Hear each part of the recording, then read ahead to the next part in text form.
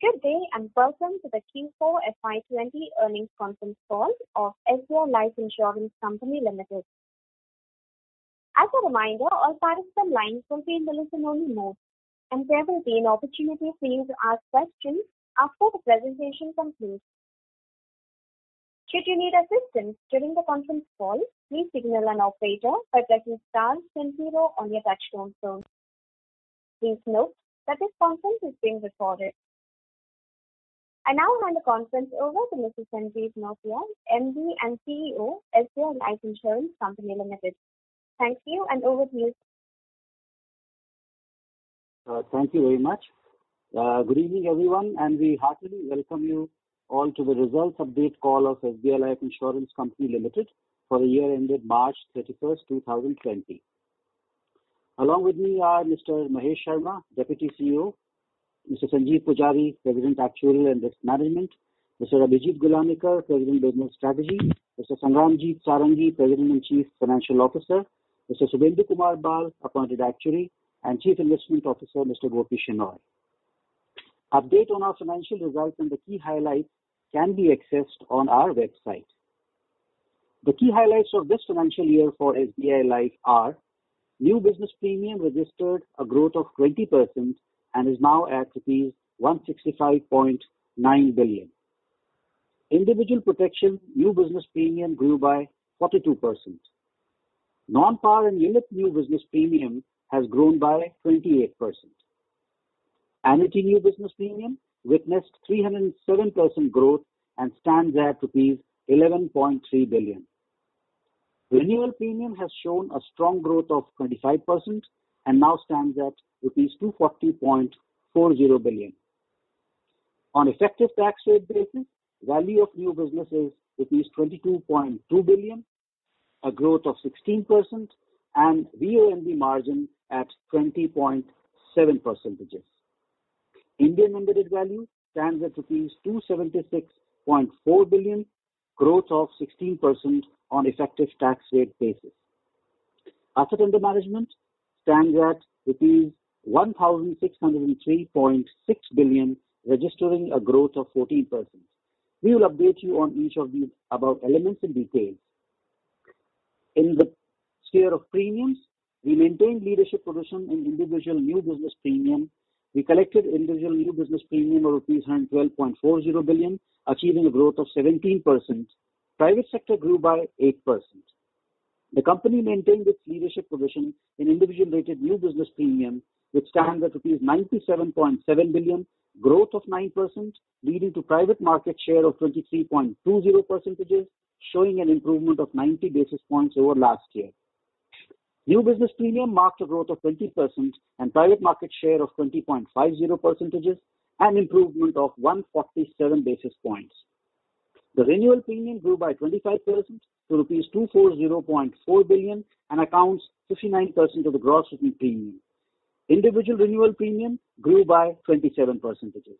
Our gross written premium stands at rupees 406.30 billion, a growth of 23%. Annualized premium equivalent grew by 11%. In the area of product mix, ULIP continues to show good growth of 10% in this year with a share of 49% in new business premium. Non-par has shown a growth of 56% with a share of 44% in new business premium. Individual protection business is at rupees 5.3 billion, a growth of 42%, and contributes 5% of individual new business. Group protection new business premium grew by 22%, with credit life business growing at 20%. Annuity business at rupees 11.3 billion, a growth of 307%, and contribution of 7% to the new business premium. Traditional savings business, including group savings, accounts for 39% of the new business premium in this year, registering a growth of 33%. We shall continue to grow all profitable lines of businesses. About the distribution partners, bancassurance business has shown a growth of 14% in new business premium with a share of 60%. Total number of CIFs stood at 53,096 as on 31st March 2020. Instant protection policy issuance through YONO app of SBI has covered more than 1.38 lakh lives in this year. Our extensive agency channel grew by 13%, contributing 20% of new business premium. Our total number of agents stood at 1,30,418 as on 31st March 2020. During the year, other channels, that is, direct corporate agents, brokers, and web aggregators, grew by 60% in terms of new business premium. Protection premium through online channels, that is, web sales and web aggregators, registered growth of 41%. In the area of profitability, the company's profit after tax for the year ended 31st March 2020 is at rupees 14.2 billion as compared to rupees 13.3 billion in the previous year ended March 31st, 2019. Our solvency as on 31st March 2020 is 195%. As mentioned in my opening remarks, value of new business has shown strong growth of 16% and is now at rupees 22.2 billion on effective tax rate basis and on actual tax rate basis at rupees 20.10 billion.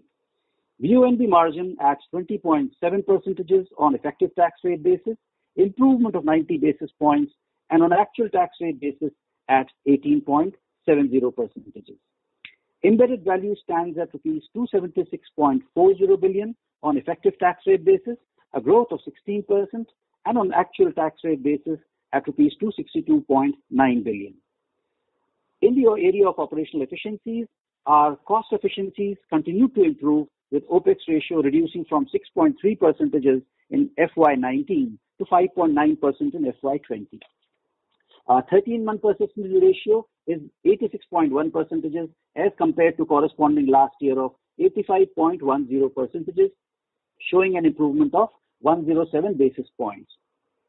On regular premium basis, 13-month persistency stands at 83.7% and 61st month persistency at 50.0%, an improvement of 254 basis points in the latter. The total assets under management stood at rupees 1,603.6 billion as on 31st March 2020, largest among all the private life insurers now, with a growth of 14% as compared to March 31st, 2019. The company continues to drive digital expansion across the company, with 96% of the proposals being submitted digitally and 37% proposals being processed through automated underwriting. Customer satisfaction, a key focus area for the company.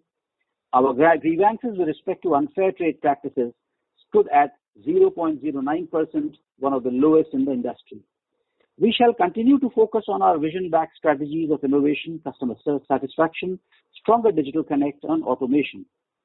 During these times of slowdown, we continue to maintain stability and consistency in financial growth, strengthen the control environment, and ensure trust to create sustained value for all the stakeholders. Thank you very much for giving me this opportunity, and we are now happy to take any questions that you may have. Thank you. Thank you very much. We will now begin the question and answer session. Anyone who wishes to ask a question may press star and 1 on the touch-tone telephone. If you wish to remove yourself from the question queue, you may press star and 2. Participants are requested to use handsets while asking a question. Anyone who would like to ask a question, please press star and 1 at this time. Ladies and gentlemen, we will wait for a moment while the question queue assembles.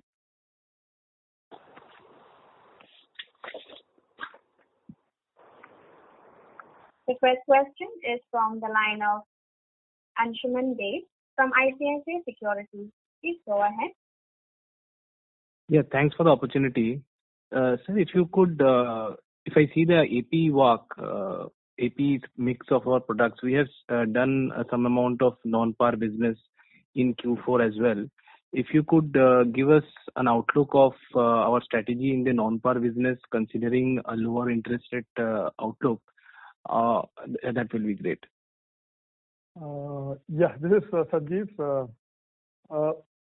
I think most of the business that we have done was in quarter 2 and quarter 3. In quarter 4, it has tapered off.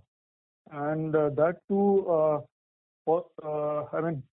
very intentionally in line with the reduction in interest rates. So quarter 4, we didn't do much of individual non-par business. When I say individual non-par, it's I think you will be referring to the product with the guarantees that come with the product. Going forward for the next year, I don't think this will be one of our staple products. Like last year, we did a fair amount of business compared to the previous year. But again, I think next year, looking at the situation, we'll be kind of moderate on this product. I won't say we'll totally eliminate it, but again, we'll be moderate. And then this product requires hedging mechanism and then the availability of that. So it, to some extent, would depend on that as well. Right. And sir, the negative economic variance in the VNB walk would largely be due to this product? Yes, that is one. So there are, in terms of negative economic variance, I think we are talking of the assumption, the RFR assumption, where we get hit because of this product to some extent on the FMC product also, to a small extent. The annuity we were able to reprice at a quick time, so there was no issue on that. Right. Thanks, sir. If I have more questions, I'll get back in. Yeah, sure. Thank you. The next question is from the line of Madhukar Ladha from HDFC Securities. Please go ahead. Hi, sir. Thank you for taking my question. Can you provide us some color on the growth outlook and for this quarter for 1Q FY21 and what our strategy has been in terms of trying to grow the business and which products can move and which cannot, so some sense of there. So what I would say is that times are uncertain. There's a lot of ambiguity in terms of what is going to happen, what is not going to happen, and the economy is certainly at the moment a standstill. So first quarter is going to be a little lower than what has been done in the previous the first quarter, but certainly we have ambitions to show growth.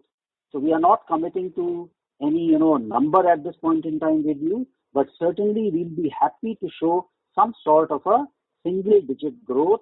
Now that single digit could be whatever, but certainly we are still confident that a growth even in these difficult times is possible to be achieved. And for that, whatever changes in terms of the offerings and pronounced selling of a certain kind of product which could be suitable for these circumstances, it will be the way forward for the company, and certainly the digital route as well, with SBI, which is the YONO application, our own website, and our field force engaging in a digital way with the customers, so that if a face-to-face contact is not possible, certainly we can communicate and influence the customer, explain things to him, and get our sales through.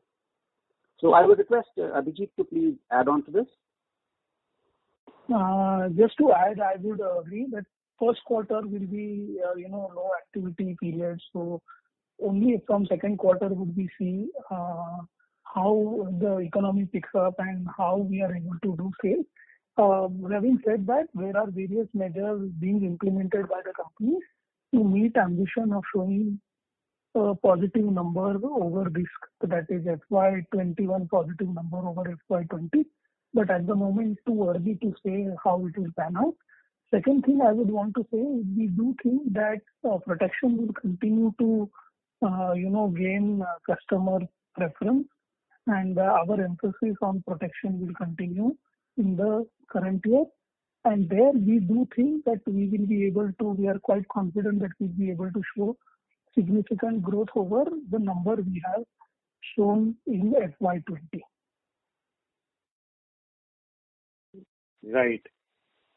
And on the cost side, how much, what can we do? What are the plans over FY21? How much, can you talk a little bit about how much is fixed and how much is variable, and how much can we control the fixed costs so that our margins are not severely impacted? So how do you think about that? Sangram? Sanjeev, can you please tell?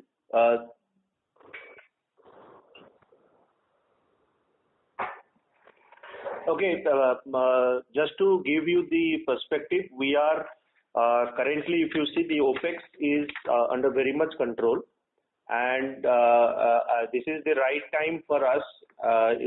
We have to invest, and we have been investing a lot in our infrastructure as far as the IT and our processes are concerned. And what we believe is that at this moment, we have already started putting a lot of infrastructure in place for training of our agents and through digitally. So we will be putting effort on the expense side, and we are not at all at this moment the status where we are in the OPEX side much worried. The position we believe that which are conducive for us to increase our growth will help us through the expense to little extent. And overall, what we have decided that this year will be morely focused on digital, and there are a lot of steps have already been established as far as the frontline sales is concerned, and we'll continue to do that. And we don't feel any issue at all from the overall expense side at this moment, and we will evaluate and we're monitoring it very closely, and we'll see how this is going to span out for next 6 months, and then we'll see. Look, SBI Life already has the lowest, one of the lowest cost ratios, which is 9.9% overall, 5.9 on the OPEX side, and 4% on the commission side.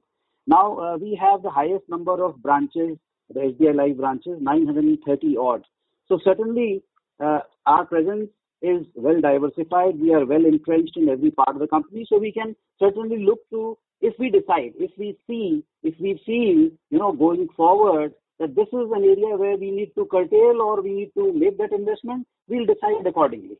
Areas where an advance decision has to be made for the year, that is what we are doing. Where over an evolutionary period, certain expenses have to be curtailed, certainly we will do that, but not something which is going to lead to business, which is leading to capacity expansion.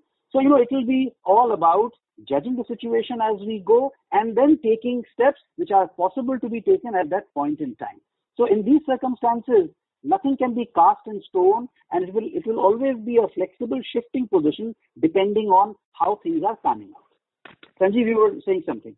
Yeah, I think almost entirely same is whatever you were saying there. What I was saying is, at this point of time, it's too early to do anything which disrupt the current business model. For example, we kind of lay a focus on agency channel, which is considered to be expensive. So we continue to lay focus on agency channel. And then going forward, depending on the situation, how to what extent over what period this situation continues, possibly we'll have to take a call subsequently. But again, at this point of time, or maybe towards the next quarter end, I don't think any sensible decision can be taken regarding radical changes in the business model. Now, having said that, whatever we have been doing over the last 2-3 years in terms of digitalization, in terms of usage of IT, all sort of automation and all those things would continue unabated. So that is not going to change. Just one last question. The provisions for on investments has increased considerably. So in FY20, the total number is about 130 odd crores. Yeah, 130. Yeah. So can you give me a breakup of that and maybe also let us know if there's any outstanding stressed exposure still left? Yeah. Gopi or Sangram, anybody?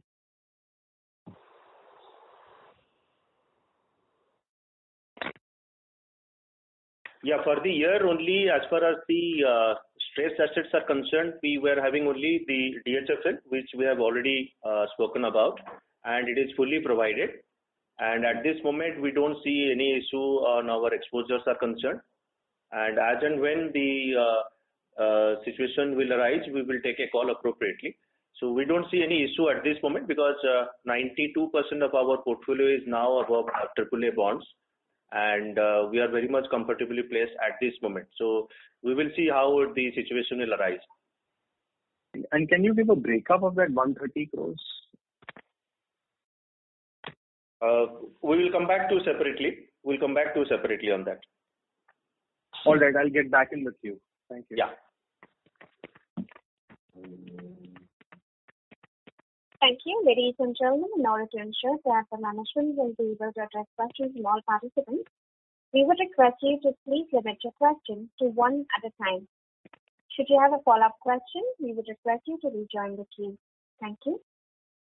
The next question is from the line of Ajok Frederick from BNK Securities. Please go ahead. Thanks for the opportunity. Sir, my question is with respect to ULIPs. We have reported a lower fall in Q4 in comparison to competitors who have released their results. What are we doing differently? And do you think this differential to continue in FY21 as well? Yeah. Can I take this? Yeah.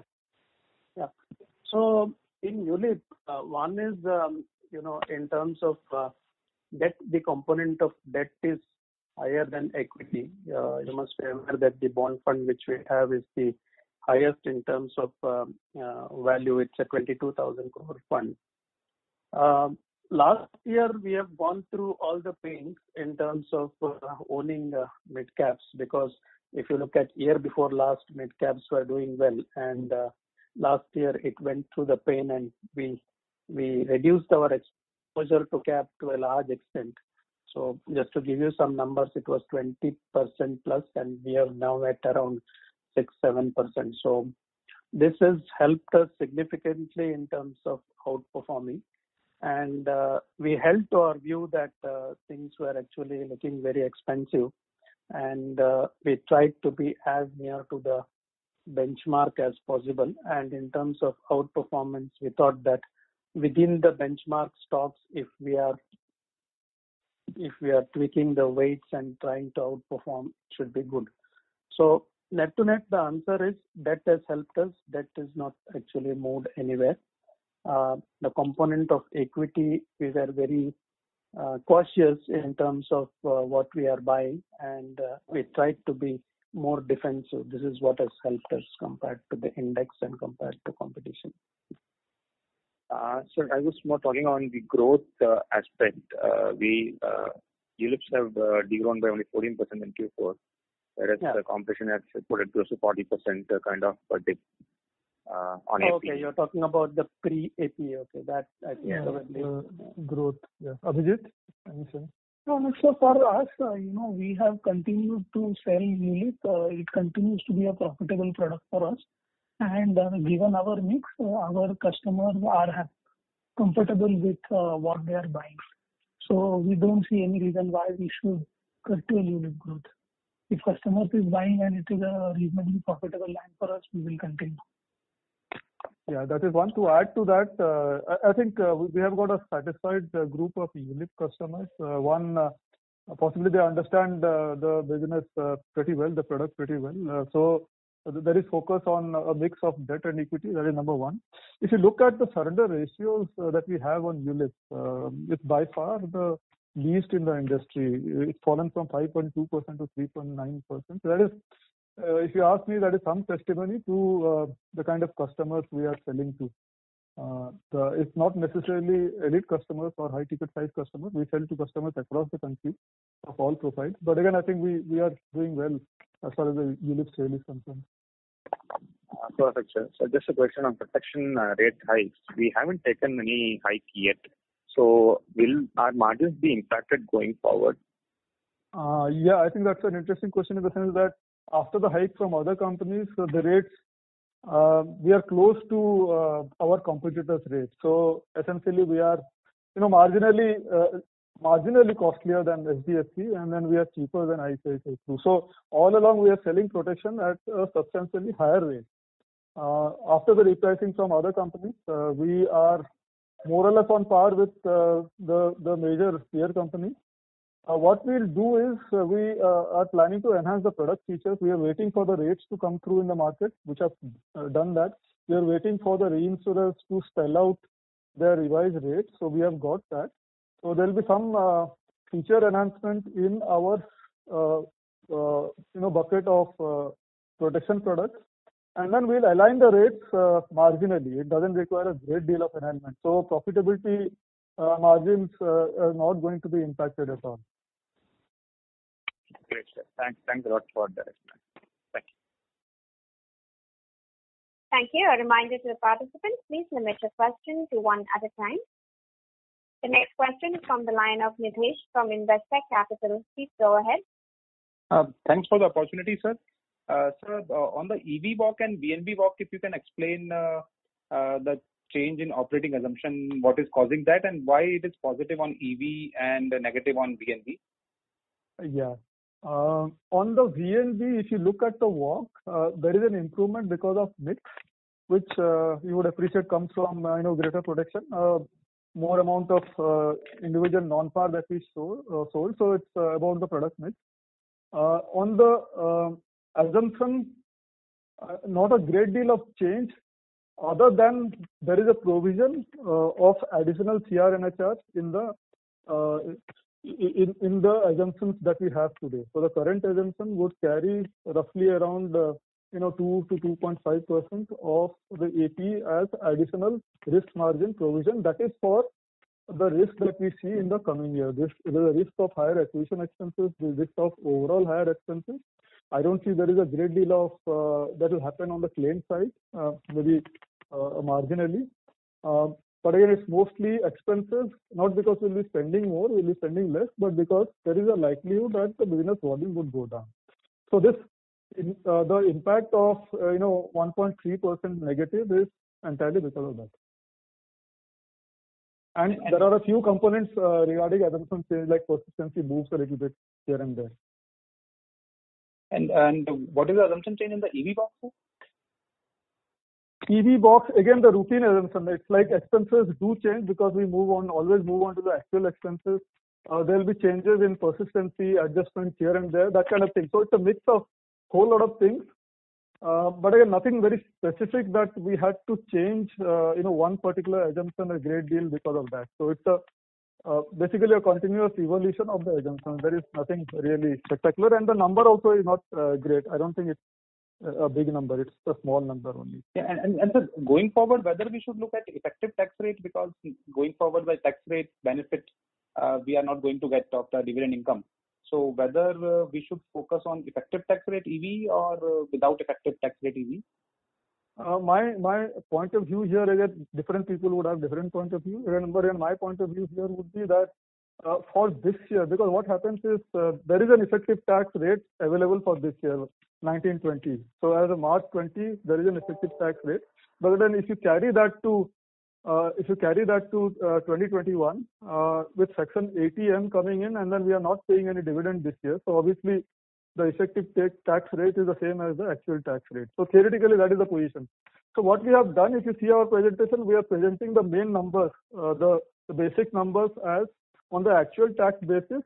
But again, down below we have given a comparison that if you use the effective tax rate, we are not calling it the basis. If you use the effective tax rate of 1920, this will be our EV, and that is for comparison. Now going forward, a lot of things depend on whether we'll pay dividend next year. We didn't pay it this year. What kind of the dividends we'll receive, the investment mix, and all those things. There are a whole lot of uncertainties. But again, the major one is the dividend payout, because today the tax relief would depend on how much of dividend that we pay. That is an uncertain situation at this time. Maybe 6 months, 9 months down the line, when things improve, the future prospects look good, then we'll say, okay, we are back on track as far as dividend payment is concerned. So that is the uncertainty that we are facing at this point.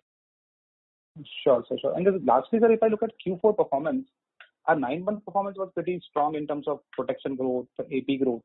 But if I just look at Q4 number in terms of premium protection, the YOY numbers are quite flattish. So what is the reason for such subdued performance in Q4? In Q4, the volume overall itself has taken a hit because of March. No? impact of last 15-20 days of March not being available primarily. Okay, because I think the protection was even slower in the month of Feb, because if I look at the monthly numbers where the sum assured growth for the month of Feb was also quite subdued. So I was just wondering whether protection had started slowing down earlier or it is just last 10 days impact. Last 10-15 days impact largely. I think it's a March impact that we see largely. Oh, okay, sir. That's it from my side. Thank you. Thank you. The next question is from the line of Sanket Godha from Spark Capital. Please go ahead. Yeah, thank you for the opportunity. Just in the EV walk, consistency variance around 240 odd crores compared to 5 crores of last year looks on the higher side.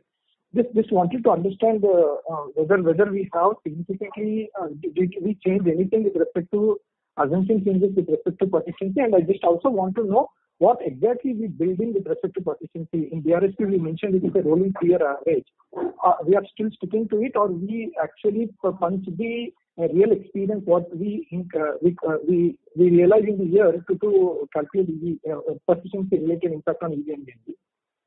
No, across the major segments like ULIP and PAR, individual non-PAR, we used to get a significant persistency positive. We used to get that earlier also. We used to get a knock on basically the group GTI and other, because we used to assume a 3-year business, and it's a renewal, 1-year renewal kind of business. The schemes that would not renew, we used to take them as lapsed, non-persistent. What change we have done is basically that we now assuming the 1-year business as 1-year business, so the persistency impact doesn't come. So earlier we used to get positives, but again it used to be knocked off, offset by some segments. So that is all. Okay. And just can you break down that 700 crores economic variance into equity, bonds, and DHFL? Yeah. I can do that for you. The debt mark to market and equity mark to market virtually cancel each other. So equity mark to market 990 crores negative. Debt we have got a positive of around 915. So overall on the mark to market side we are getting a net 75 crores negative. And then we have the usual revenue account investment surplus of around 560 crores. The shareholders get their profit, which is around 400 crores. There are a few other things changes, second order changes, which is around 500 crores. So net that is what we are showing, around 710 crores odd. The economic assumption change, that is the change of the yield curve, is around minus 1200 crores. So that is a big component there. Okay. And when you say bond 960, it includes DHFL also there? No, this is all mark to market. DFHL, whatever provision is there, that would have already flowed through the profit and loss account. So that is already there. So this is apart from that. Okay. And sir, just wanted to understand, given you don't want to focus on non-par going ahead, given the guarantee interest rate cycle, and ULIP probably the demand could be lower compared to what it was last year. Then just wanted to know, given we are confident of delivering a single-digit growth even in this environment, which product will drive growth, and which channels will you see that kind of a growth basically, and how just wanted to understand your overall broader strategy, why you are confident that given non-par also not there, ULIP taking a knock due to the lower demand, the growth of around the lower single digit is still possible for you. Abhijit? See, let me go one by one. PAR have shown the growth over last couple of years. I think if people are uncomfortable with ULIP, the PAR could make a little bit of comeback. On non-PAR, we are saying that we will, if the customer is willing to buy, we are happy to sell. We have already repriced the product for low yields, and if required, that is from this May it will get repriced. If required and interest rate go down further, we will reprice. So we will reprice as per whatever is the market requirement, and if at that rate customer is happy to buy, I think we have no challenges in selling the product at that level. Plus, as you have seen, our ULIP continues to do reasonably well. We do think that if people, after the activity starts in second quarter, there could be some sales coming from there. Broadly speaking, what we are saying is we will see significant growth in protection. The remaining will depend on how the market pans out and how what customers want to take, whether par, non-par, or ULIP. As far as channels are concerned, we have one more big tie-up in terms of UCO Bank, and there are more which are coming fall tie-up, but probably this year may not contribute significantly as they could come in second half of this year. But SBI and agency, both our main sales channels, if we could get, and we are not guiding, a marginal positive growth, we should be happy if we would get a significant growth from the new tie-ups that we have over what we have got over last 12-15 months, plus UCO Bank, which we have just got. Got it. So basically,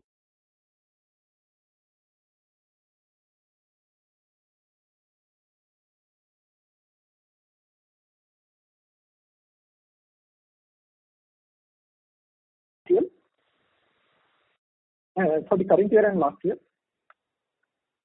Group Credit Protect is roughly 1,300 crore single premium, 1,350, and remaining is GTN. Okay, perfect. And last year, if you can tell it, Similar number, 1,350 only. Last year was lower number, 1,200 crores roughly on Credit Protect. Look, I'll give the numbers. Individual was 371 last year. It is 529 crores this time on the NBP basis. 1,130 crore was Credit Life last time. This is 1,351. 142 was GTI last year, and this 202 crores this year. Total, you can add it up. It's somewhere around 2,000 crore plus. 2,000 this year. Against 1,643 last time, 27% growth. Okay, perfect. That is it. Thank you. Thank you. The next question is from the line of Sumeet Pariwala from Morgan Stanley. Please go ahead. Yeah, hi everyone. Hi. I've got two questions. One is persistency. If you can just give some the regular persistency number, if you can just share for ULIPs and protection, please.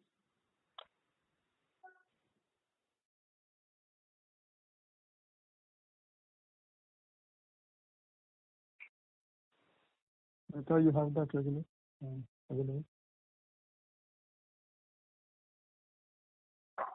Sumit, can we come to you offline on this, please? Okay, and the second question was operating assumption change. Did you share some color on that? What drove that this year? Operating assumption change. Yes, Sanjeev shared for the last question. He answered it. The last question, I think last question. Yeah, I mean, if you're talking of the VNB walkthrough, so there I'm saying on the VNB it's mostly coming from there are a few changes, not radical changes, but again on the VNB what you see that 1.3% negative is mostly because of the increase in the CRMSR. That is the risk provision that we have done for the following year. We see additional risk of maybe expenses rising or persistency falling. So that is the major component there. But again, there is no severe changes on the operating assumptions anywhere else. I'm talking about the embedded value movement. So in that there's a positive operating assumption change of 1.2 billion, right? That what is driving that?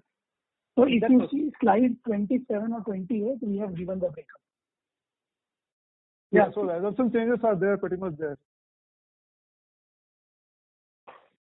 Okay, and last question. So operating experience variance, there is other category of 1.9 billion. Any color on that? That's quite meaningful this time. Operating variance in the others category, there is a positive variance of 1.9 billion. Yeah, that is a mix of many things. I mean, you would have just a moment.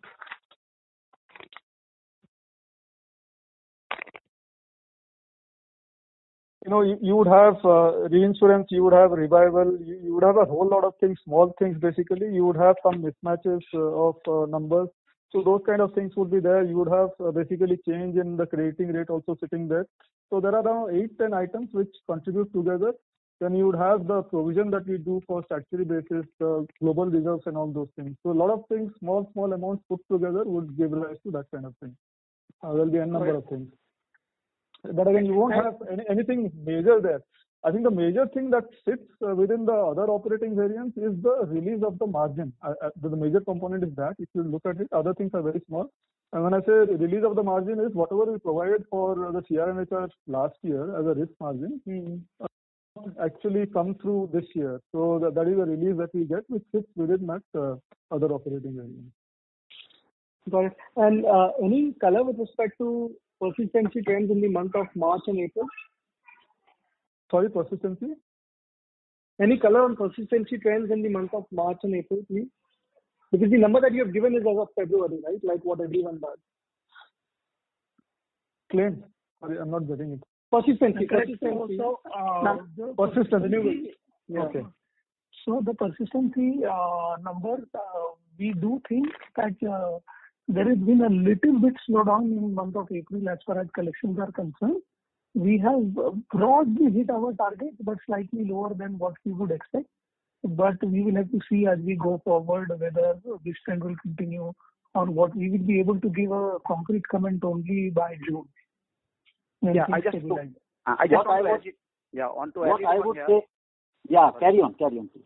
So, what we can add it over here, as you are rightly said that February data we have seen as a March this persistency, but however about the March persistency or April persistency will be taken care by the other factor. As you know, the regulator has been comes out with the extension of the grace period. So basically, if you calculate it today or tomorrow, it can really getting change on this line. So what Abhijit has said, possibly at the end of the quarter, we may have the exact clarity that how the things are moving on. Because this is the part everybody knows current situation. People are getting, instead of 30 days, they're getting 60 days time to come back to do the pay their premium. Though other parts will be there, obviously affect the overall salary, all the things may impact it. But having said so, they are having more timing. So if you calculate as of today, it maybe still it can go little beyond also. So either you have to take this of 60 days into calculation, or you have to wait for some time to see it how it improves. On a broad basis, what I would apprise you is that the target that we had set for renewals for the month of April has been achieved by us. It was a little lower than what we would want because we wanted more, but the target was exceeded by us in the month of April. Sumit, just to give you the numbers which you asked in the first question, the ULIP persistency is almost same as of last time. So we are at around 85 plus. And in the PAR, it is an improvement. We are at now 80 plus. So both we have seen an improvement. Got it. Thanks a lot, Sangram. Thanks a lot, everyone. Thank you. Thank you. The next question is from the line of Rishi Jhunjhunwala from IIFL. Please go ahead. Yeah, thanks for the opportunity. Just wanted to understand, there is a fairly sharp dip in our solvency ratios on a QOQ basis, almost 35 percentage points. Wanted to understand the breakdown of that, and also considering that the worst is yet to come in 1Q, where do you think we are on solvency going ahead? Just to take it. So what I try to say, if you look at that part, you are rightly said, as of December versus March, if you look at it, overall market has fallen. So because of that market fall, your asset value and every ASM will be a little bit impacted. And that is not true for only SBI, right? That is true for the possible, almost all the companies that are like that. Not only it depends on your business mix, because different business have the solvency factor, what you do as per the statutory solvency. All of you must know this is the factor on this. So factor in the solvency based on the which type of product. So accordingly, solvency has to be kept on. So being we are doing little bit more protection business, also our business growth is a little bit around 10-20%, whatever we are doing it. So put together, all the things put together, and because the market fall, your asset value falls, obviously your solvency will be disturbed to that extent. And that is the only reason for that. But having said so, I say that being so much of depth on the market down of the equity as of this, which is directly hit for the both the unit policy as well as the non-par policy, still our things is around 1.95. So it's if you look at for last 2-3 years, our company is having around 2 or so little bit of up here and there, around that only. So having all those parts put together, it's 1.95, which is much higher than the possibly your regulatory requirement. So yeah, the main reasoning for this down is nothing but the only ASM down to that extent, and also the business mix and new business strain as it should supposed to happen. Okay. To bring to your knowledge, I mean, you would be already aware the regulatory norm is 1.50. Of course, our board stipulates a higher this thing. But even when, in the month of March, many life insurance companies had made a representation that the solvency ratio should be either brought down to 1 because the equity markets are falling. So, in terms of cushion, we have the available cushion, and if at all something needs to be done as a coping mechanism, certainly we'll be open to those coping mechanisms. Great. And secondly, on protection, right? If I understand it correctly, a large part of your retail protection policies are ROP, and probably one of the reasons why pricing also is higher because there is some bit of savings baked into that.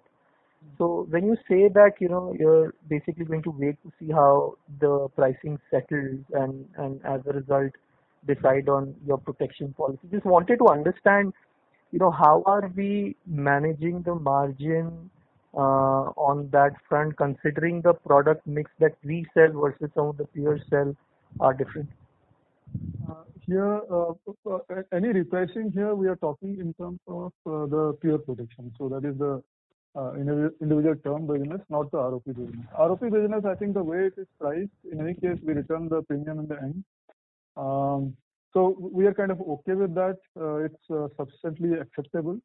What we are trying to push is the pure protection, and then whatever has happened, whatever has transpired in the last month or so, in the month of April, will help us because the rates generally in the market have gone up by around 15 to 20%.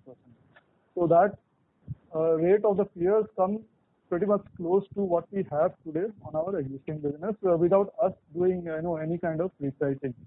So in that sense, it protects our margin. And even if we change the rate, it will be very minor, just a tweaking or trying to align with the rates in the market, or maybe making the long term a little bit cheaper so that we see the profitability coming through. So that is basically all. So that is where the focus as far as repricing is concerned. On the ROP, we are comfortable there. So whatever we are getting, we are perfectly okay. There is no repricing required. So what is the mix of ROP versus pure, and how much do we reinsure as a proportion? For protection product, around it depends on the kind of product. But again, on the large ticket size products, we would be reinsuring somewhere around 70 to 80% of the business, or at least 60% of the business there. Okay, and split between pure and ROP? I think for banca it is pretty large, but again, if you take overall, I think it comes to, Abhijit, you can correct me, around 80% as ROP. Yeah. Correct. 80-20, yeah. Thank you. Thank you. Reminder to all the participants, please limit your question to one at a time.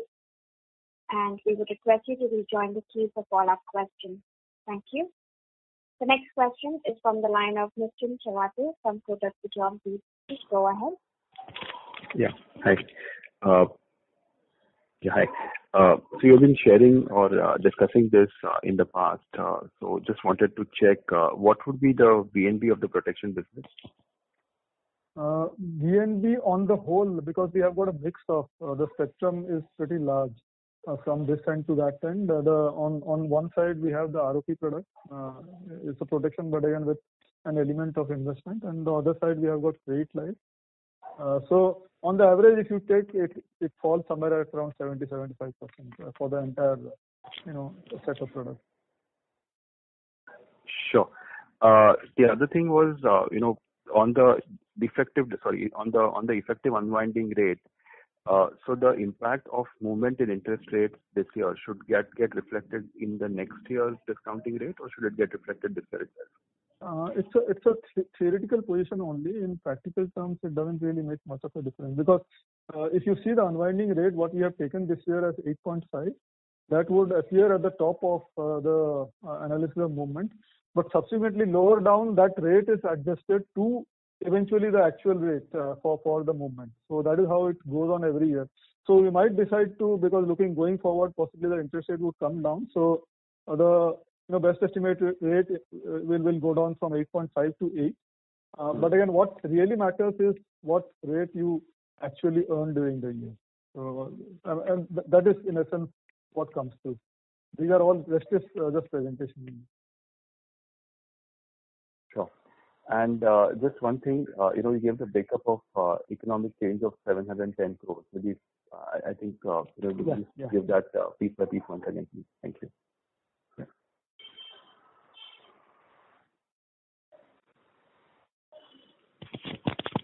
So if you could just give that piece by piece once again. Okay, once again. Okay, sorry. Yeah, I didn't get you. Yeah, the debt mark to market is 900. I'm just rounding it up. Sure. 900 crores. Then equity mark to market is around 1,000 crores. So net we have a loss of around 75 crores. We get an investment surplus in the revenue account of around 550 crores. Then shareholders earn 436 crores. So take it as 430 crores. There are a few secondary items. When I say secondary items, investment income has a bearing on the unit-linked business going forward because the FMC would increase. So that is roughly around 500 crores. If you take that, it comes to around 475 crores. All these items that I've said. There is a 45 crores miscellaneous. You can leave that out. 475 crores. On the assumption change from the change in the yield curve as on March 20, that is a negative of around 1,200 crores. So roughly it comes to around 700 crores. Sure. Great. Thank you. Thank you. The next question is from the line of Deepika Mundra from JP Morgan. Please go ahead. Hi, good evening, sir. Thank you for taking my question. So firstly, on the sensitivity part, I noticed that your sensitivity to NBV from interest rates is significantly higher at the end of the year versus what you reported, I think, last quarter. So any specific reason for that? And just to re-clarify on persistency, I believe you mentioned that the improvement in ULIP was minimal, so ULIP remains largely flat, yet we are seeing persistency basically improving across most of the major cohorts. So what would be the key driver of that persistency improvement? Persistency improvement happens across the board, all the products. So ULIP improves, the other products also do improve along with ULIP. So the improvement is right across all the products. So it's not confined to any single product at all. Okay. And sir, could you clarify on the sensitivity bit on interest rate for NBV? Okay, I don't think there is any major change except I'm just trying to locate the slide. It's could be business mix. If it is increased, it could be because of the Platina, the individual non-par product. It could be because of that to a great extent, because that is the only product where the proportion has increased significantly. Okay, got it. Thank you. Thank you. Thank you. The next question is from the line of Udit Gadia from Khazanah National. Please go ahead. Hello. Thank you for the opportunity. F21 is likely to be a challenging year for the bank. So maybe the focus of SBI's management and even employees could be on collection vis-a-vis growth or cross-sell. So how do you guys foresee things there? Abhijit, to say anything?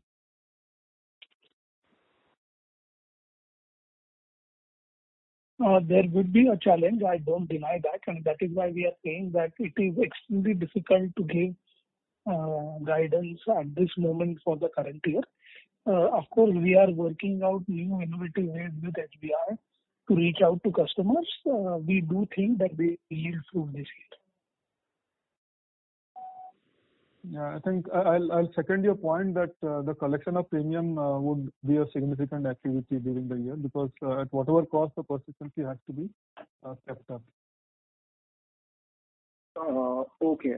And how much proportion of the customers have opted for the grace period during the month of April and May? And how has been the customer psyche over there?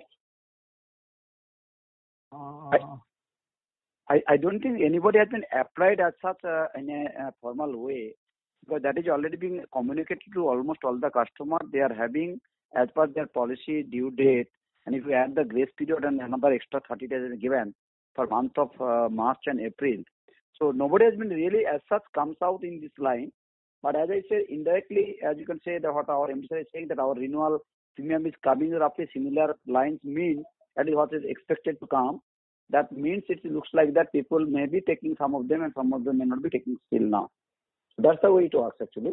There nobody is required to come and tell that I want to take these particular features. So and maybe we can give this number later on by getting in touch with our operations department. No, I think the only reflection indication of that we'll get is whether the collection in the during the grace period is slowing down. So are we collecting less? So in that case, we'll understand that people are using that facility. So typically we have around 60% of the people paying during the grace period, 65%. So that is something that we'll have to see as the grace period gets over. So essentially, in any case, after the grace period, the policy lapses. The policy in our book actually lapses after 6 months. But again, the death cover ceases. Here, the additional month is available to cover provide the death claim also during that grace period. So that is something that number will come through gradually. We won't get to know so early. And lastly, on protection margins, do you foresee it going down in F21 given it's at like 75% in F20?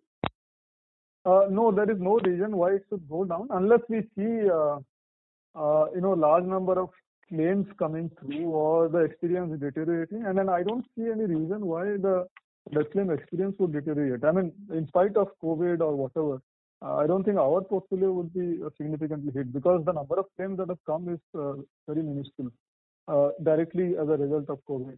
So it's not going to impact.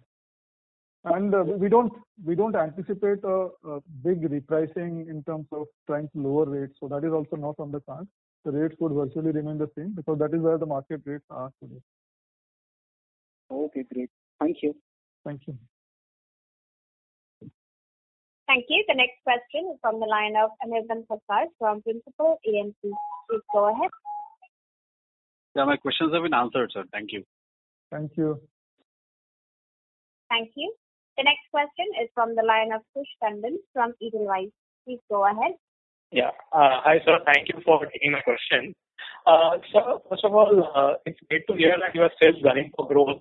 My only question is, the insurance being such an intermediated product, and if the channel is not functioning for 1 or 2 months properly, and digital being a small portion of our business, how are you so confident of growth in NBP in the first quarter? And also, sir, what would be your experience of April numbers as compared to last April, year on year? I think when we said that we are looking for a single-digit growth, we did not say that we are absolutely confident that what we are saying is we are still pitching in for some growth in our budgeted numbers so that the sales force feels that, an attempt has to be made. In these, times when they are uncertain and, you don't know how things are going to pan out, certainly an element of suddenness or surprises will always be there. So we are not saying that we are absolutely confident. We are saying that we are moving on the premise that an element of a single-digit growth should keep the momentum going for our people and for the company. And if things improve and if there's a ray of, positivity in the economy, etc., we could perhaps still steal that growth. Right? Understood. And so, in terms of April numbers, will you be able to give the kind of productivity or any productivity that you are seeing currently in the channel? Can you please repeat it? A little muffled voice. So I was asking about the April business, sir.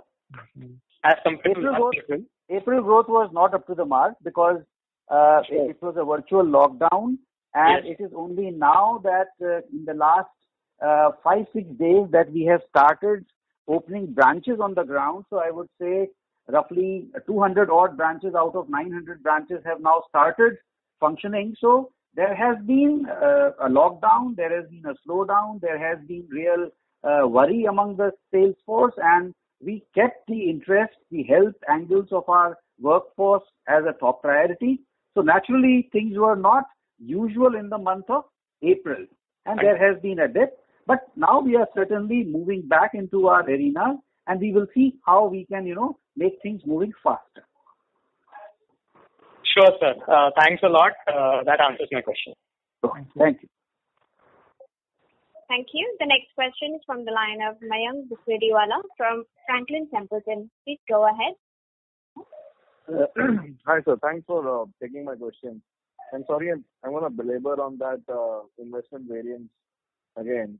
The reason I'm asking the question is, if I look at your sensitivities that you had published even now or earlier, a 3.6% increase in EV on 1% decline in rates and a close to 1.4% decline on a 10% decline in equity value.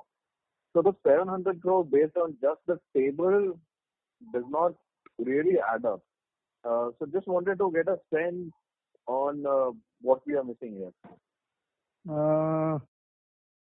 No, I don't think we are missing anything. 700 crores is all taken together. So you have got positives, you have got, on the debt there is a capital appreciation, on the equity there is a capital loss.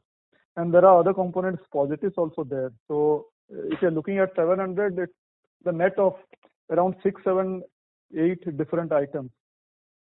So there is the income from shareholders. They all are bunched together in the economic variance. So that is basically the value add from your investment activity. So there is no single component. It's around 5, 6 components, and that is why it's coming through like that.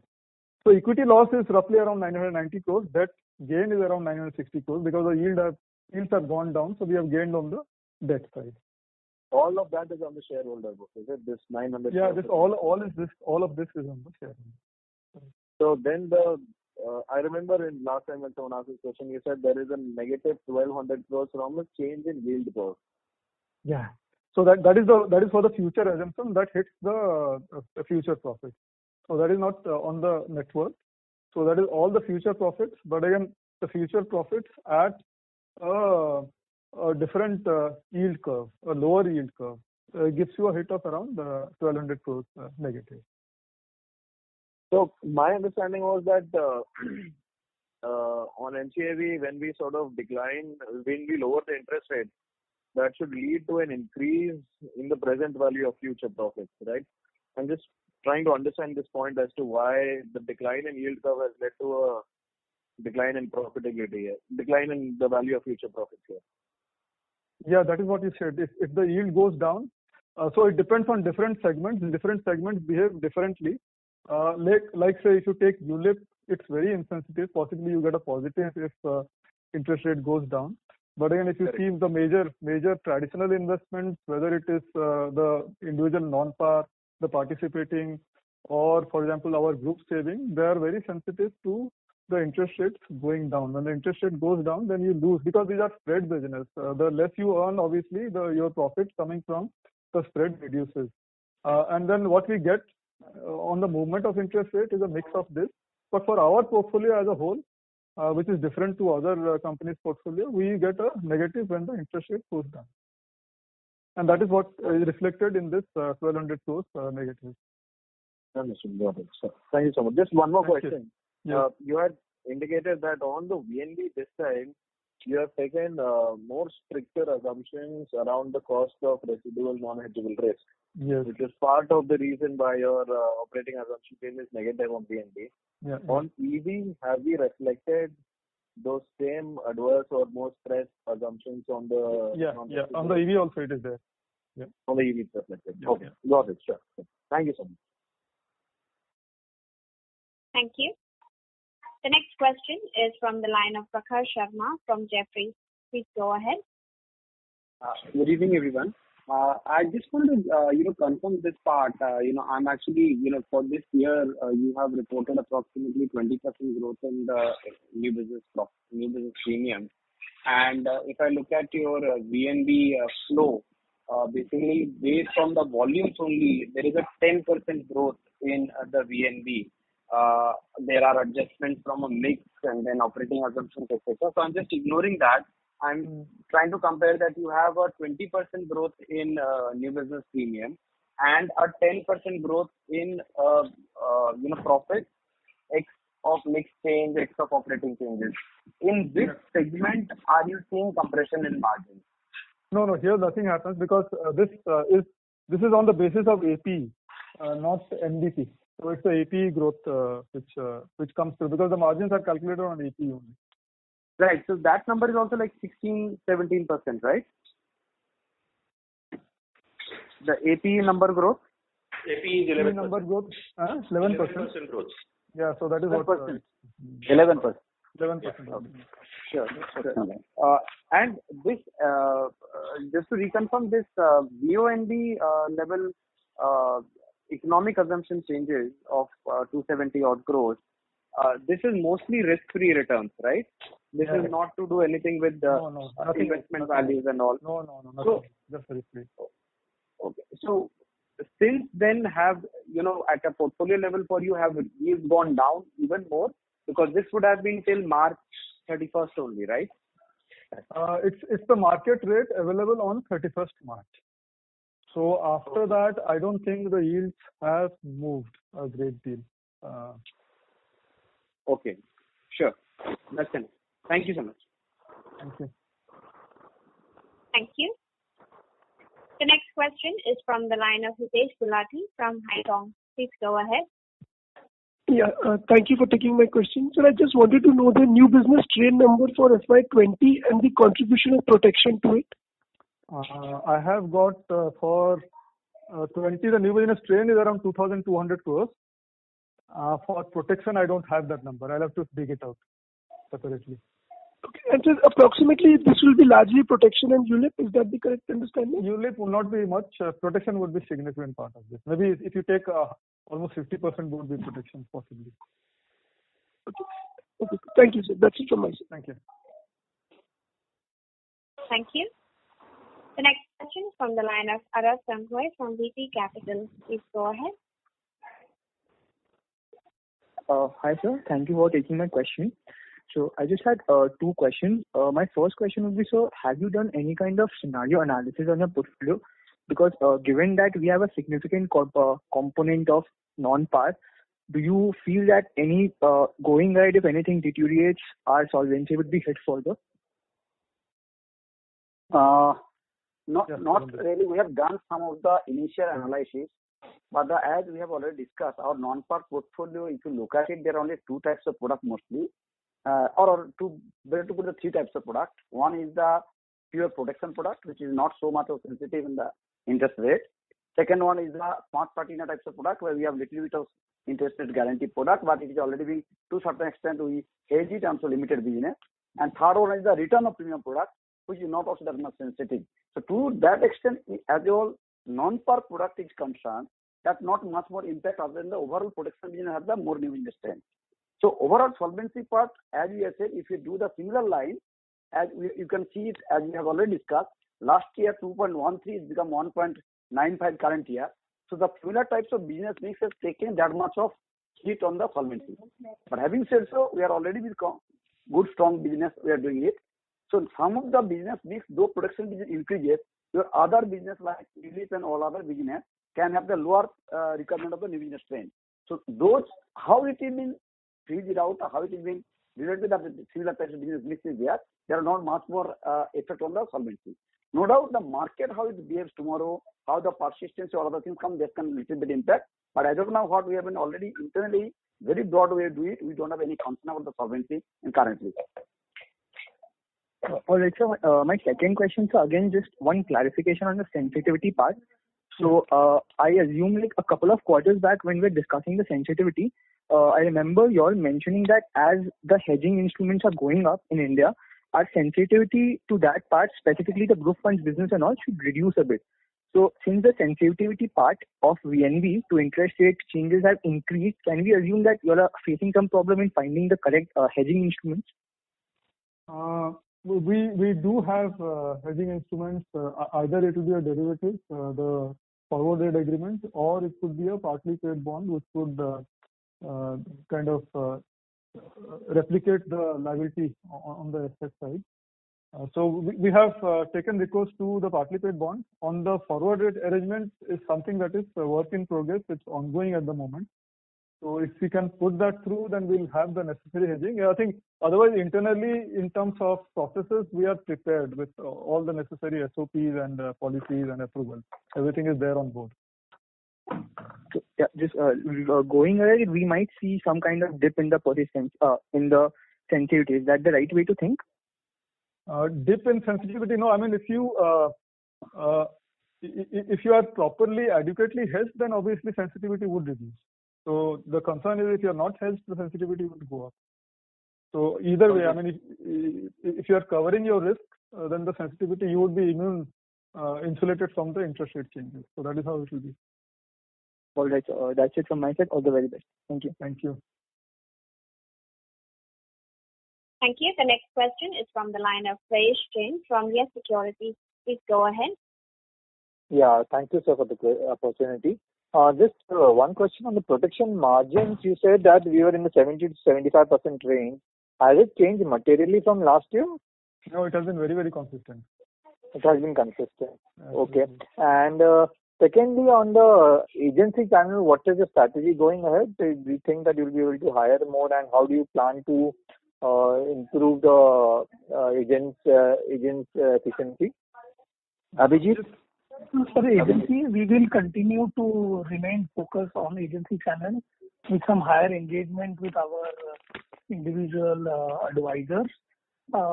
We are making some investment in terms of hiring more people at select locations as required, and there is some analytics going on to do better upselling to the existing customers of those advisors, and we are working on that to aid them in improving their business performance. Sir, and lastly, on the group savings, how does the sensitivity is there? Sorry, you'll have to repeat that again. Not clear, please. Yeah, I'm asking, sir, group savings, how is the interest rate sensitivity in the group savings segment? It's typically higher than the usual kind of business. On the EV side, because you have backing assets, so obviously that asset is mostly debt, so that is sensitive to interest rate. And going forward also, future profits also, because it's a spread business, so it's sensitive to interest rate changes. So that is the reason why you have such a high sensitivity to interest rates. That would because you have a very high share of group savings. Sensitivity to interest rate is, I think, somewhere around 1.7, 1.8%. So it's not particularly high. Okay. All right, sir. Thank you so much. Thank you. Thank you. The next question is from the line of Hitesh Arora from Unifi Capital. Please go ahead. On just a question on protection. So how are you able to sell protection these days? For example, you need a medical checkup, etc., which probably given the lockdown is not happening. So what is your strategy around there? So it's more of a short-term strategy, I would say, looking at the current situation. It's not to say that this is something that we'll adopt long-term, but again, we will kind of move in that direction. So instead of medical, to whatever extent we are able to do, we do it through telemedical. So we ask the doctors to call up to do the medical examination over phone. But again, beyond that, the specialist tests, the treadmills and the ECGs is something that is beyond us. So it's a challenge, definitely. But again, we are trying to figure a way out that we necessarily have to talk to the reinsurers to see whether we can have higher limits on. So on the underwriting side, possibly you do more scrutiny on the income, on the declaration of health status and all those things, and then try to lower your focus on the tests per se. So, but again, it's just the initial days. We're trying to adopt. Do you have a cap on this for telemedical? Do you have a cap on the sum assured? Do we have a cap on the sum assured? Yes. I mean, for different ages, different sum assured, you have either on a non-medical basis or you will have telemedical, and then you will have the routine medical, and then you will have the specialist test. So there is a grid. it's largely dependent on the person's age and sum assured. So beyond a particular level of sum assured, you would definitely require the medical test on a physical basis. So that is a challenge. So, just one question previous participants also asked, just on the transfer of, the rate hike, if you don't mind clarifying it again, I missed it earlier. Rate hike, fortunately for us, after the rate hike from the reinsurers and the other insurance company responding to that by increasing their rates, our rates are currently, whatever we have currently, are pretty much close to the competitors' rates. So that is how it's happened. I don't think we planned it that way, but again, that is how it, it has come to. So in that case, for us, there is no need to, raise our rates or change our rates. All that we have to do is realign, and then we can go to the market with the revised rates. We haven't done that yet. We were waiting for the reinsurers to firm up their rates and the other companies, the competitors, to firm up their rates. So then, once you realign your rates, your margins should. No, nothing will happen. Nothing will happen. In some terms we are better. In some terms they are better. But again, that difference is very small. So I think we can stick to our margins pretty well. Okay. Thank you. Thanks. Thank you. Thank you. Request participant to please limit your question to one at a time. The next question is from the line of Harshit Toshniwal from Premji Invest. Please go ahead. Hi, sir. Good evening. One question. What I could get from your commentary is the negative 1200 economic variance, and in VNB a negative 2.7 billion of economic variance. So effectively, because of the yields, we have seen a 14 billion of negative variance. And then in ULIP, you said it's not very sensitive. In protection also, the sensitivity is not very high. Then from which product are we getting this kind of negative variance? It's even though it's not sensitive, it is eventually sensitive. So when you say 1400, basically that 200 includes. So the VNB is pretty much part of the EV. So overall, by changing the yield curve, we lose 1200 crores on our future margin. But again, that 1200 is over a total EV of roughly around 26,000 is the total EV. If you looked at PVSP, the WIS possibly it's a major component. If you leave out around 7,000-8,000 crores, maybe around 18,000-19,000 crores would be the PVSP. So that is the sensitivity. 1200 out of that much. 18,000-19,000. That gets captured anywhere in the sensitivity table. So that gives this 1200 crore adjustment because in the EV sensitivity, where shall we locate this out?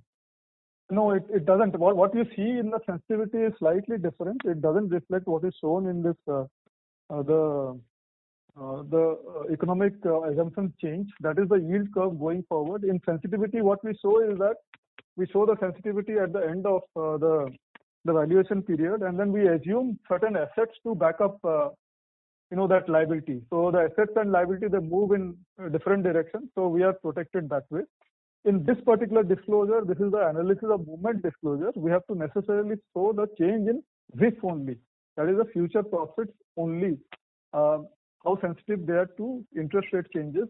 What we show in the EV naturally comes with both assets and the future profits. And what we show in the VNB also is the future profit and the assets, the reserves backing, that product liability. So they're different things slightly. And one point to add it over here, our sensitivity is actually the 1 quarter lag. So exactly cannot match even otherwise also. No, so the point where I'm coming from is that we wrote a 7 to 8 billion of non-par business in the whole year, and at least on the yield curve sensitivity, ULIPs are nearly negligible sensitivity or rather a positive impact if yields go down.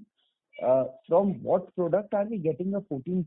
Because this is very unusual versus other peers. No, in none of the cases we have seen this kind of an accounting. So that is where it was difficult to understand the impact.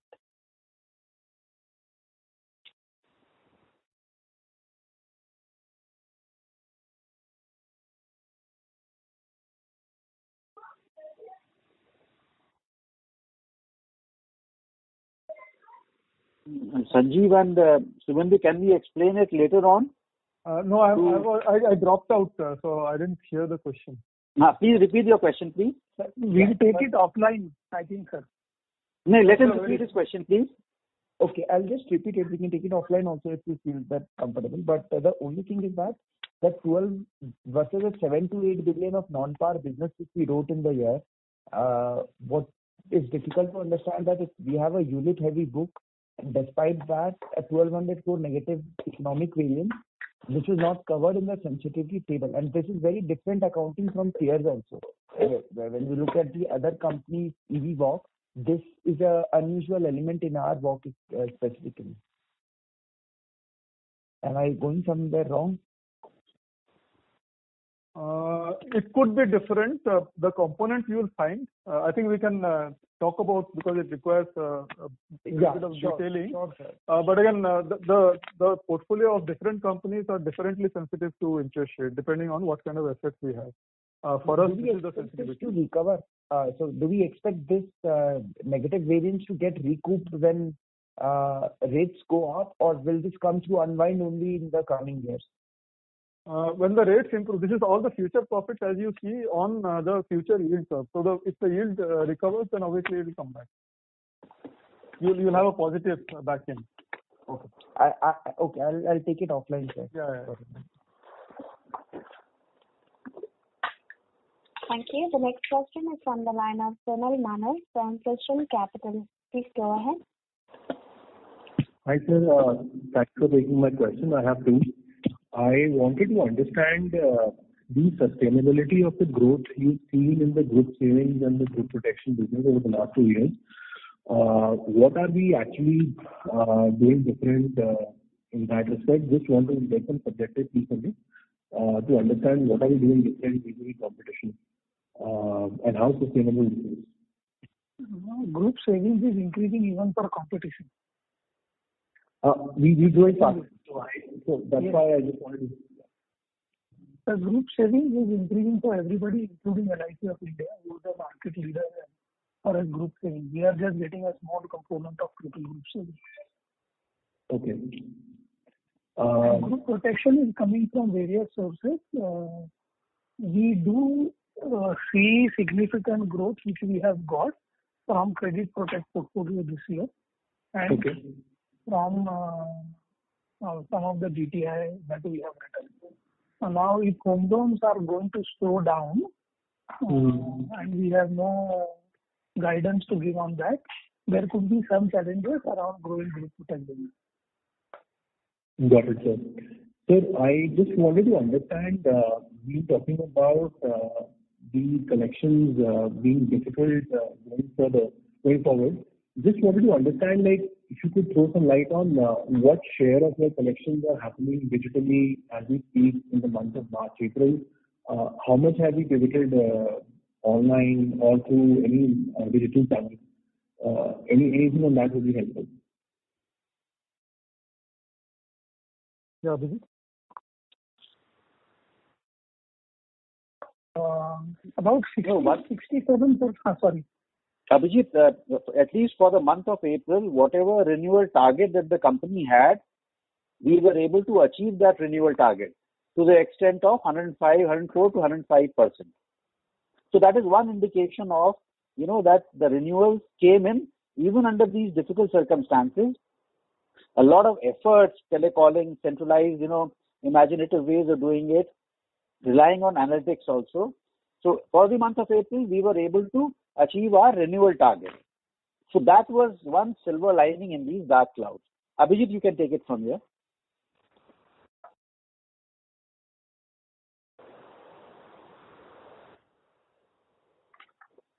Channel to channel, the overall basis 60%, 65% roughly is coming purely electronically. Got it, sir. And the new business, when you say 60-67%, you're talking about new business coming electronically? No, I'm talking about renewal from standard instruction. Okay, renewal. Okay. And new business, anything? Almost 100% electronic. But the challenge in the current times is not that the assisted model works. It is that you are not able to get out of the house to meet the customer. Understand that. So, one more question.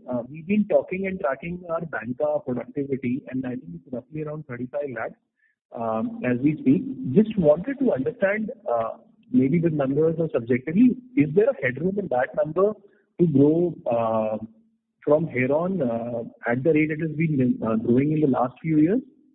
So current year is a challenge, but in medium term, we do think there is headroom when the economy revives. Yeah, I'm talking about like this is about 2-3 year horizon. I think that is yes, there is some headroom there. And then where would you see this going at what rate? No, I think we have to see as it comes, but there is headroom there. That is all we would like to say. Overall, bank has 40 crore plus customers and only 60 lakh or 55 lakhs lives have been covered from State Bank of India. So there is ample room to actually, get deeper down into relationship with the customers. And then with more banks being brought into the purview of relationship with SBI Life, I think the banker channel certainly has space to grow. Under the normal circumstances, a lot of room to grow. All right, sir. Okay, thanks. That's it from my side. I just wanted to get thank you. Thanks, sir. Thank you. The next question is from the line of Harsh Desai from Vallum Capital. Please go ahead. Hi, sir. My question was with regarding the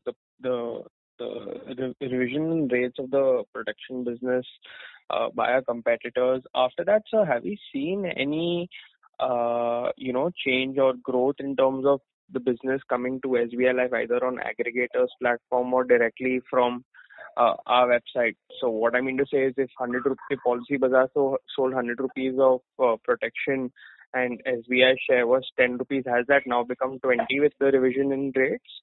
No, but this revision in rates had happened only in second, third or fourth week of April. Yeah, very It's very recent. For some competitors, it has not yet happened, like Max and all.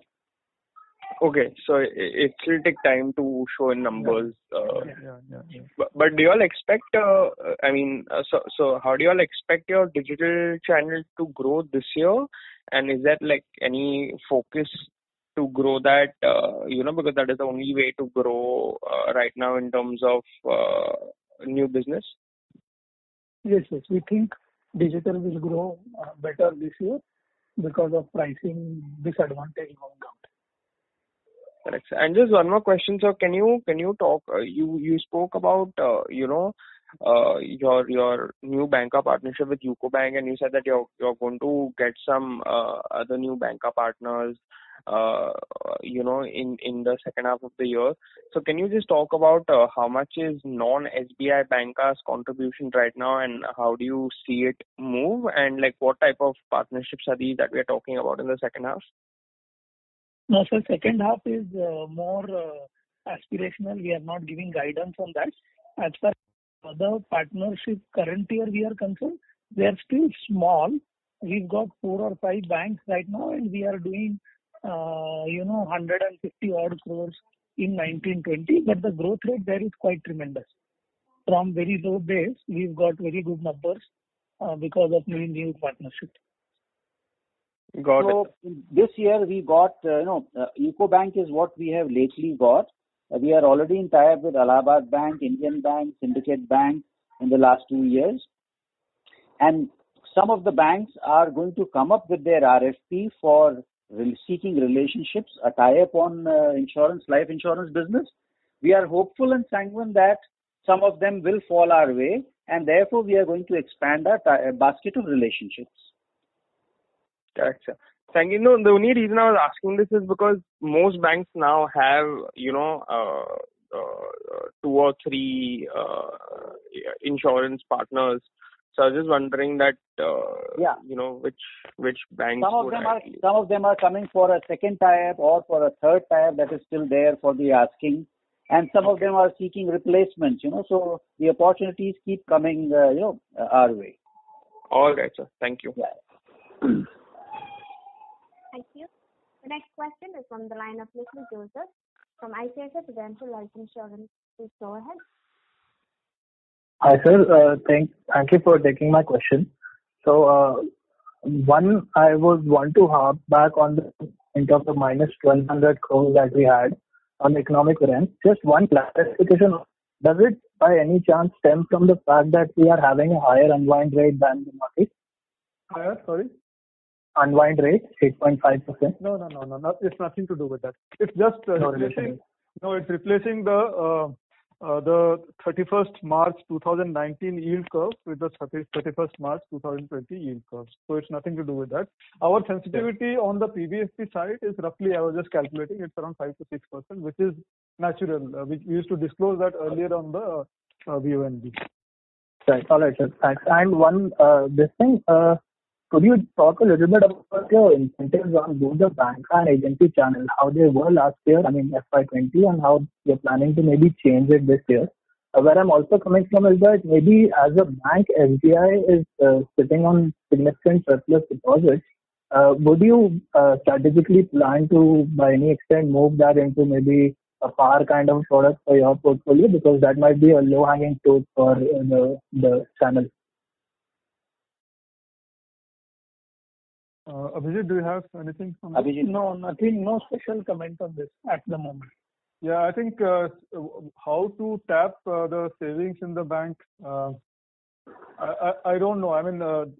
There are ULIP products are very popular with the bank, and so are the other products also. On the protection side, the return of premium is pretty popular. So, if you have anything, any novel, new kind of protection, including health also, which is on the plan, I suppose that is also something that will sell.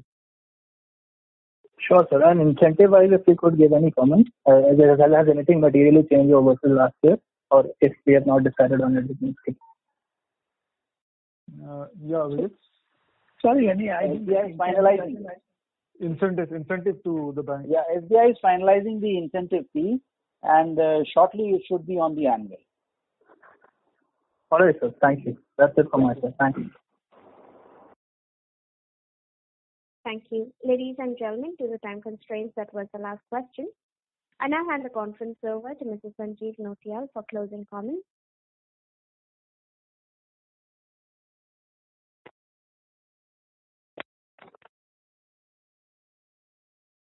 Sorry, line got disconnected. Anyone else would you like? Would any one of you from the management like to give closing comments?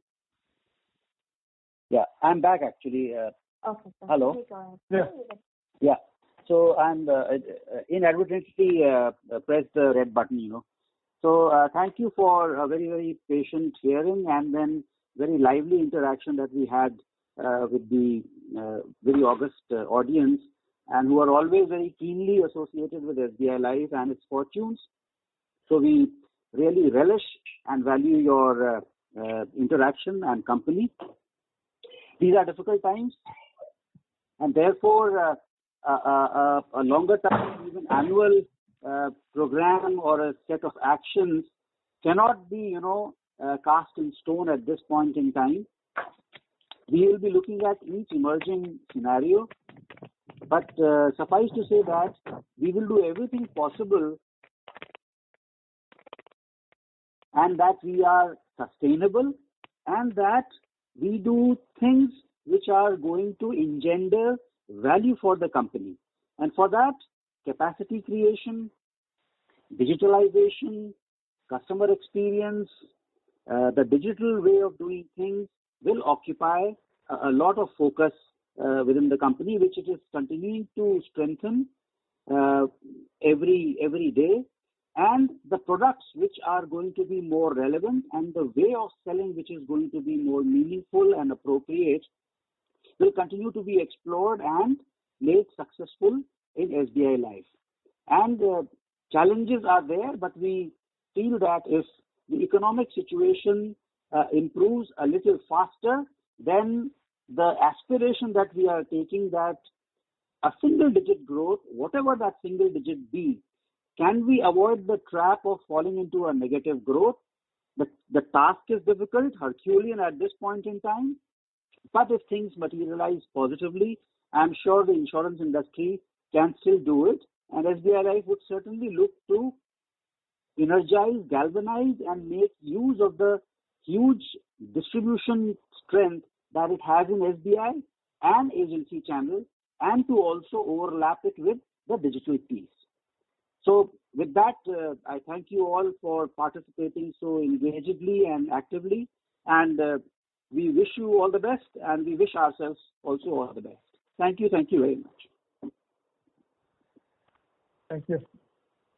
Thank you. Thank you. On behalf of SBI Life Insurance Company Limited, that concludes this conference.